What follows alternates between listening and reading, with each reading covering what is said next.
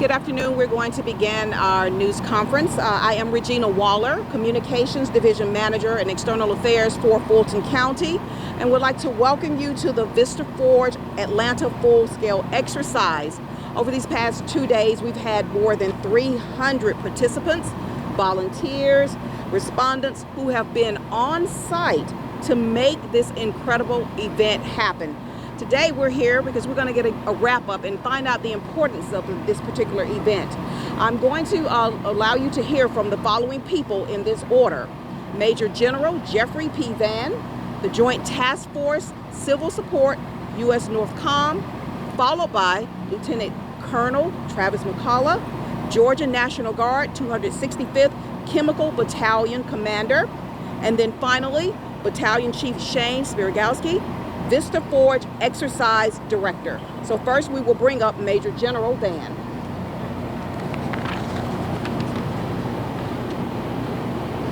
Good afternoon. I'm Major General Jeff Van. I'm the commander of Joint Task Force Civil Support, which is the lead weapons of mass destruction headquarters for Department of Defense under NORCOM.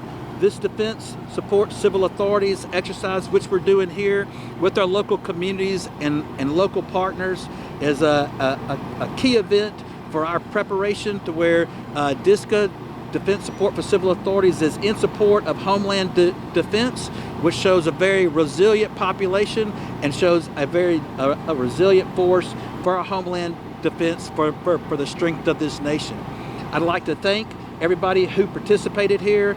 43 different organizations came together here, which is a national level exercise to where we ended up looking at different threats to the local area. So many thanks to go out to our first responders, going out to the local fire departments, and back to the Georgia support across all of our interagencies to make this exercise a great success. It has plainly shown how a whole of government approach comes together through unity of effort toward a common cause to be able to react to anything that the nation could be prepared for. So big thanks go out to the Georgia Army National Guard, going out to U.S. Northern Command, and to the total Cree response industry, which has showed up here today, where you see our first responders reacting to an event and the threats here up in the homeland. So I greatly appreciate y'all inviting us here today to be a participant in y'all's operations, and I think the operations were a great success to show the resiliency of us Georgians here inside the United States. So thank y'all for coming and appreciate y'all for being here. Thanks.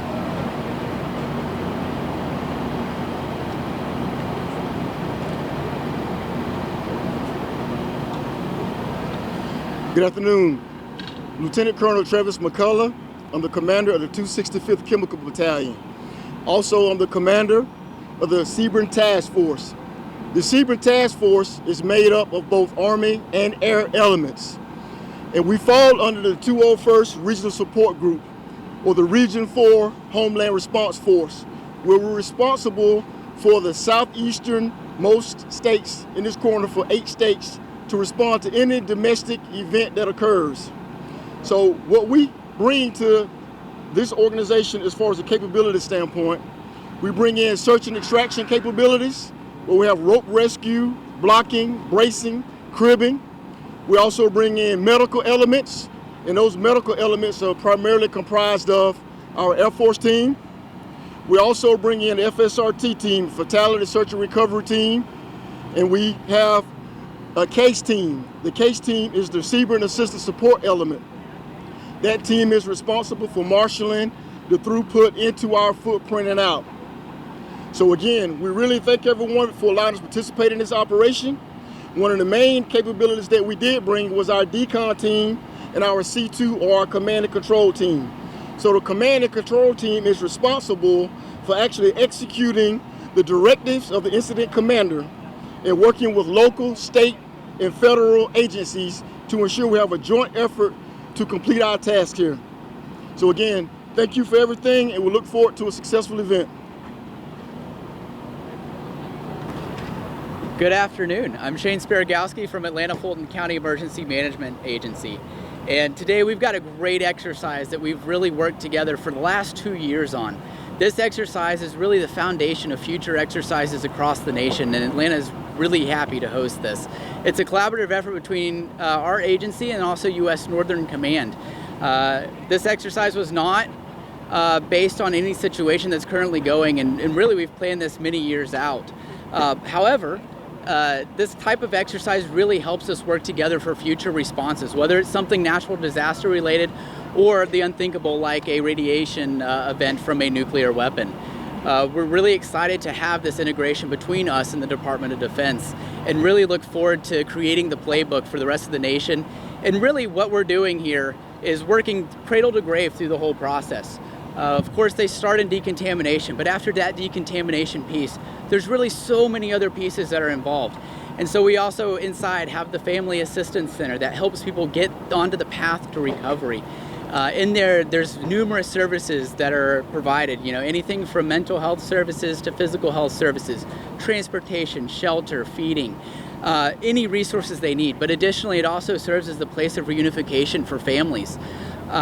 Also, unfortunately, it also serves as that location for mortuary services. So we're really there to make it one-stop shop, but to make people whole and get them on the path to recovery here at the site. Thank you. We will get to questions here in just a moment if you all have any questions, but we've had a number of people to come out and take a look at what's going on here today. I've learned some new terms. I've learned, in addition to VIP, I've learned VVIP. So we have a VVIP here today, Commissioner Abdul Rahman from District 6 of Fulton County. Commissioner. Thank you. I saw our county manager, Dick, was here, but at any rate, I just wanted to just say, first of all, I appreciate the collaborative effort of all that were involved. I've never seen anything this massive. I think at one time they may have had 500 people out here, and this exercise made me think about the saying that my late mother used to say: be prepared, so when it happens, you don't have to get prepared. And I just, as an elected official representing this area, kudos to the Department of Defense, to all of the municipalities, to all of the first responders, because I could imagine logistically how hard this was to pull off. But more importantly, while I'm standing here going through the tour, I have constituents in this area saying, Commissioner, what is going on? What's going on? So even they're being educated that their tax dollars are at work. We're out here in a collaborative spirit with all the municipalities and with all the defense departments and all of the individuals that sometimes we work in silos. And today out here, everybody was a team. Everybody was working together. And as an elected official, I tell you, it was so refreshing just to see that there was no labels. It was just about getting the job done, being prepared, and making sure that what we learned, because I got a great education today, but what we learned is where we're strong, where maybe we may be weak, but more importantly, when it comes to those budget decisions, we must be prepared. We cannot look at stuff and say, put it on the back burner, or at some point we'll try to figure it out in the budget. I rather for all of Georgia, the United States, but I represent Fulton County at this time, but I want all of us to be prepared in case of an emergency. And to see the decontamination area for the dogs, to see the Family Assistance Center. I mean, I know there were people that lost their lives in Katrina because they didn't want to leave their dog behind. And I think about me, I'm a dog lover. My dog is my fourth child. And in an emergency, if I had to go somewhere and get decontaminated, I may walk away if I can't bring my pet with me. Now, that's something that, generally speaking, you wouldn't think about. Then I think about the fact that when I watch the actors in the decontamination center, and one of the actors came to me and said, have you seen my husband? I can't find my husband. Now, she was acting, but it made me think, the undertaking to reunify families in case of a disaster or a case of emergency. So I just wanted to say, as an elected official, sometimes we get in our own way and we become argumentative and we work in silos, and this today was definitely an art, an example of how to work together as a team. The labels leave and you make sure you do the best for humanity and society, and I applaud everyone involved. Thank you.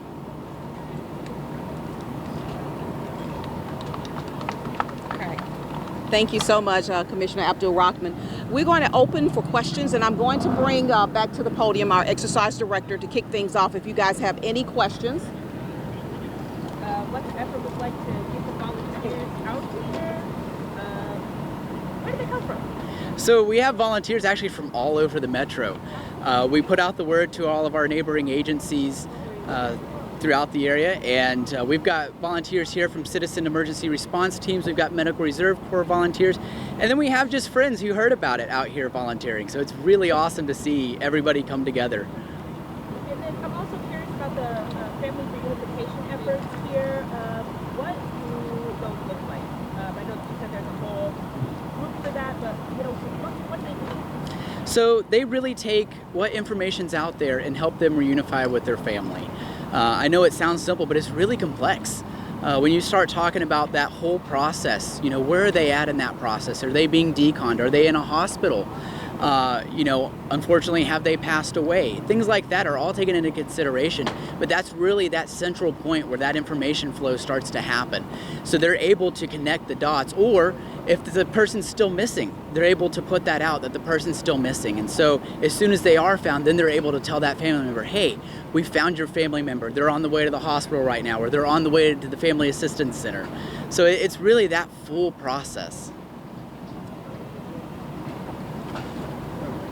So I know that Georgia in and of itself doesn't tend to be ground zero for a lot of major scale events, but we tend to be a refuge for a lot of major scale events. So how does that affect the rollout and the logistics of what you guys are teaching here? It's very similar. So in any situation, whether it's something that's happened here or somewhere else, and we have people coming in either to evacuate or take refuge, the processes are still the same. The people are still the same. The partners that we're working with today are the same partners that we work with during those major events, such as a hurricane evacuation.